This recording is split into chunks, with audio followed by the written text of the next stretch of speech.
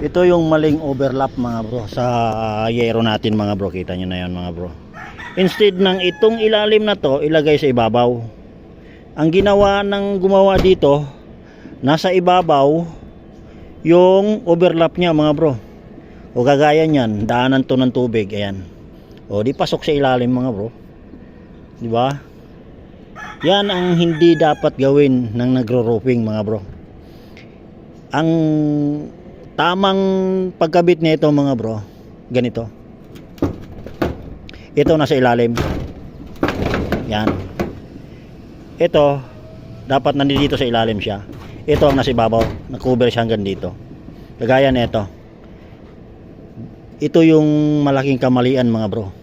Kasi ang tubig na dumaan dito, malaking volume yan. Diretso sa ilalim yan mga bro. Ang mangyayari, ito yung overlap na yan. Oh. Alright.